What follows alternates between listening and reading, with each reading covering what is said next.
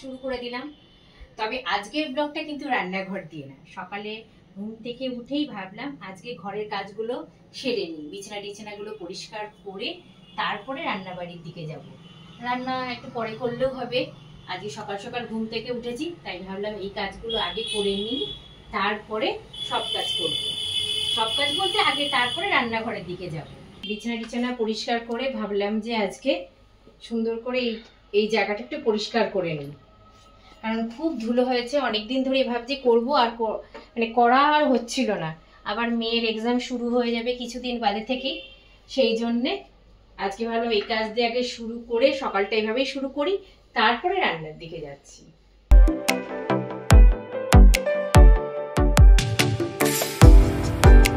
Good afternoon friend, এই স্নান টান সেরে তোমাদের সামনে চলে আসলাম, আবার কাজকর্ম করে স্নান টান সেরে চলে আসলাম। চলো আজকে কি কি রান্না করেছি এক ঝলক তোমাদেরকে দেখিয়ে দিই।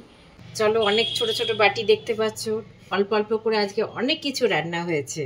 দাঁড়া, প্রথমে এটা খোলা আছে, এটা দিয়ে তাহলে স্টার্ট করি। এটা হচ্ছে ওল সেদ্ধ আছে, পেঁয়াজ দিয়ে কাঁচা লঙ্কা দিয়ে মাখা আছে, এই যে ইলিশ মাছের ঝোল আছে, বেগুন দিয়ে ইলিশ মাছের ঝোল, আলু দিয়ে রুই মাছের এই কষা টাইপের হয়েছে, ঝাল ঝাল করে বেশ করেছি। এটা হচ্ছে কাঁকরোল ভাজা, ভাত তো আছেই তার সাথে। এটা হচ্ছে মাছের ডিমের বড়া, গরম গরম ভাজলাম, এই যে আগেই ভেজে রেখে দিয়েছি। এখন এই বড়াগুলোকে একটু গরম করে নিলাম খাওয়ার সময়, নাহলে খেতে ভালো লাগবে না, তো একটু মচমচ করে ভেজে নিলাম। চলো এবার খাওয়া দাওয়াটা সেরে নিই, সব রেডি, অনেক বেলাও হয়ে গেছে। মেয়ে স্কুল থেকে এলো, তার জন্যে টিফিন বানাচ্ছি। আজকে চাউমিন খাবে, সেই জন্য চাউমিন সেদ্ধ মোটামুটি হয়ে গেছে। এবার তরকারিগুলোকে, সব সবজিগুলোকে কাট করে রেখে দিয়েছি, তেলটাও গরম হয়ে গেছে, এবার ভাজতে দিয়ে দেবো। ব্যস্তাও গরম হয়ে গেছে, এরপরে সবজিগুলো দিয়ে দেবো ভাজতে। দাঁড়াও, সব নাকি হয়ে গেছে, দাঁড়াও সবজিগুলো ধুয়ে নিয়ে আসি আগে। সবজিগুলো সব কাট করে রেখে দিয়েছি, এরপর দিয়ে দেবো।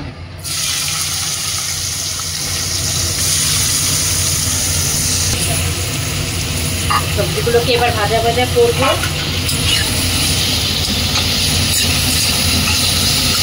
যে গোলমরিচ দিয়ে দিলাম, গোলমরিচের গুঁড়ো ছড়িয়ে দিলাম। যেহেতু নিরামিষ একটু মিষ্টি দেবো, অল্প করে একটু চিনি দেবো। এবার সবাইকে খেতে দিয়ে দিই, বেলা হয়ে গেছে, সবাইকে এবার খেতে দিয়ে দিই। গুড ইভিনিং ফ্রেন্ড, সন্ধ্যে টন্ধে দিয়ে কাজকর্ম সেরে এবার চলে এসেছি রাতের রান্না করতে। আজকে একটা রাতে রান্না করতে হবে, কারণ খুব একটা তরকারি নেই, সকালবেলায় যা করেছিলাম মোটামুটি শেষ হয়ে গেছে। চলো একটা নিরামিষ রেসিপি রান্না করছি, তোমাদের সাথে সেটা শেয়ার করছি। খুব ভালো লাগে খেতে, যারা নিরামিষ খেতে পছন্দ করে মাঝে মাঝে করে দেখতে পারো এই রেসিপিটা। ভাতের সাথে, তারপরে রুটি পরোটা সবার সাথে খেতে খুব ভালো লাগে। চলো আমি করছি আর তোমাদের সাথে সেটা শেয়ার করছি, তোমরা দেখতে থাকো।